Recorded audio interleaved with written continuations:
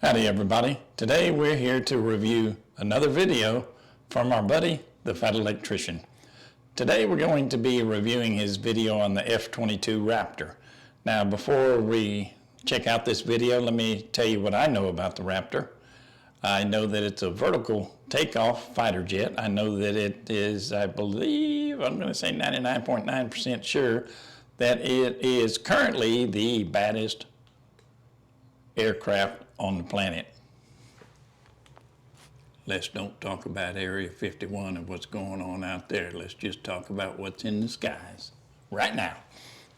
And the F-22 is it right now. So that's about all I know about the F-22 Raptor, other than it uses jet fuel. I know that. But anyway, let's check out what the Fat Electrician has to say about it and see what's going on. About the F-22 Raptor. Ladies and gentlemen, when it comes to air superiority and dogfighting, this is the best fighter jet on the planet. Its radar can detect any enemy aircraft within 156 nautical miles of it, in any direction, while also being able to jam enemy radar. And even if it is detected by radar, it was geometrically designed to have a cross-sectional area so small that on radar it appears to be no larger than a bumblebee. Sir, there's a speck on the radar going over 2,000 miles an hour. Don't worry, it's probably just a bumblebee. Okay, fine, it doesn't actually go 2,000 miles an hour. It's got a super cruising speed of Mach 1.8. 2,000 mile an hour bumblebee. Woohoo! That'd be what they call a Hummer, wouldn't it? Humming along at 2,000 miles an hour. A top speed of Mach 2.25. 2.25, gross. So try it again. It's got a top speed of Mach 2.25. Freedom fractions make everything so much better. Now, I agree with them on the metric system. They can keep their metric system. Give me our inches. Give me our yards, half inches, quarter inches, eighth inch, 16th inch. They can keep their metric system. Metric system is way easier to use and it's way better. I'll give you easier to use, but that's probably why your country's never been to the moon, because you took the easy way out. And it's definitely not better. And I know that for a fact because, well, the metric system doesn't have any F-22s. Yeah, this fighter jet is so awesome, the American government made an actual law that we are not allowed to sell the F-22 to any other countries, even allies. I'm gonna say that again, but slower. Capitalist America won't sell this to its friends to turn a profit. I'm trying to tell you, this thing is ridiculously ahead of its peers. Now, that's kind of a different thing for the United States. We've always sold our best fighter jets to our allies. Not this one. It's kind of like the BAR in World War II. It was such a, I don't know if it was an advanced weapon for the time, but it was such a prized weapon at the time that we barely let it into the front lines, much less to any allies, until later in the war. How ahead? Thank you so much for asking. Once upon a time in 2013... I feel a story coming on. Once upon a time in 2013, that's a story coming on. Whether it's a true story or not, I'm gonna, without having heard the story yet, I'm gonna say it's a true story. But anyway, if any of you have already watched this video, and you know the story at this point, put it down in the comments. Is this a true story? I never check out his stories or anybody else's stories. I just take them for their word and whether I believe it or not. So let's listen to this story and I'll let you know if I believe it or not. An MQ-1 Predator drone was being escorted by two F-22s really close to Iran. Like the country, not the verb. I'm too fat for that shit. But the F-22s were so stealthy that the Iranians couldn't actually see them on radar, so they thought the drone was alone. So they would actually send up two of their own F-4 Phantoms to intercept the drone. F-4 Phantoms, obviously from America, and compared to what's in the skies now, an antique.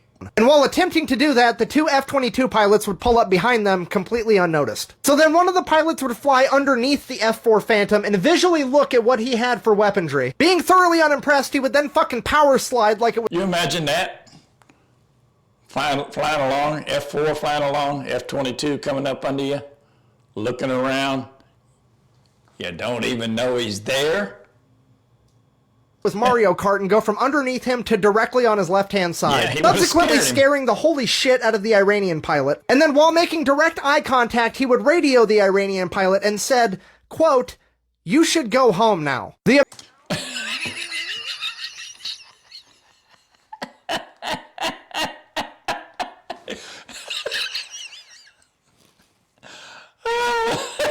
I've seen what you're carrying, boy. Go home.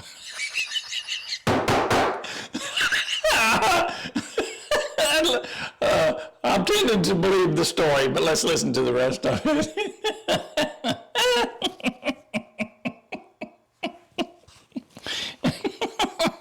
Go home, boy.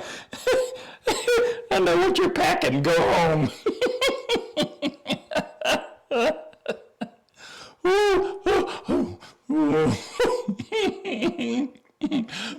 Straighten out, old man. Let's watch the rest of this.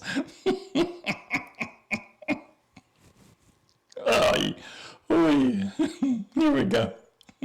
Amount of disrespect in that statement. Just fucking, you should quit while you're behind, which is exactly what they did. They really didn't have a choice because this plane is so good at air-to-air combat that it has a 40-to-1 kill ratio in simulations against the American F-15.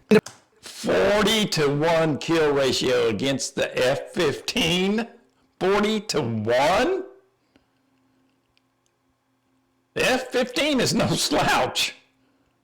Man. Put that into perspective, the F-15 is also significantly better than the F-4 Phantoms that the Iranians were in. Look, I'm trying to tell you, this is some of the best unhealthcare money can buy. And when I say money, I mean a lot of fucking money. If you take into account the research and development, these planes cost $350 million a piece. And Uncle Sam has 195 of them. That's $68.25 billion with a fucking B. This is the part where you're like, oh wow, that is a lot of money. No, that is a fuck ton of money. To put that into perspective, there's 329.5 million Americans from the ages of 0 to whatever the fuck. Divide $68.25 billion by the US population, and every American, even the babies, have paid $207 towards this fleet of fucking planes. Fucking America. Okay, I'm more than willing to pay my $207. Let's buy some more.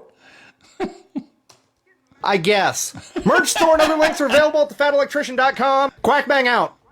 Quack bang out.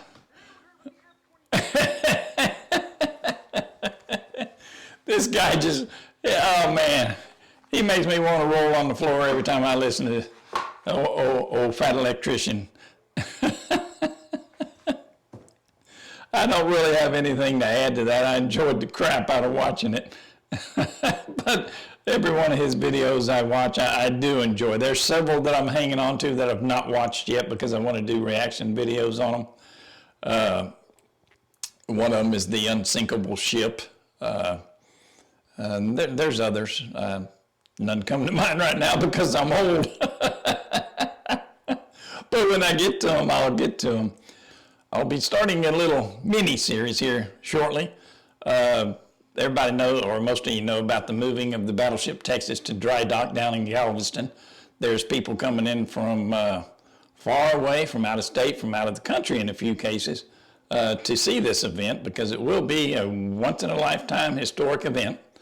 And these people don't really know what there is to do, see, in Galveston, so I'm going to put together a bunch of little short videos on things to do and see in Galveston because there is a lot of it. My first one will be a little short history on the island itself, and then my top 5 things to do when I go to Galveston, and after that just I'll pick and choose other things that there are to do down there. There are a lot of things to do down there. I'm going to try to put one together every day. Fingers crossed on that. Cut that one off in my 20s. Luckily, they put it back on. It just don't work no more. but anyway, I look forward to doing that series of videos on the island of Galveston and the events there are down there to do. So, Winchester, where you at, buddy? Winchester, wait. Them dang gnomes have really ruined that boy. I don't know how I'm ever going to get him back in his house. For right now, it's been a Jeep, a drone, or an old man. We'll be seeing you next time.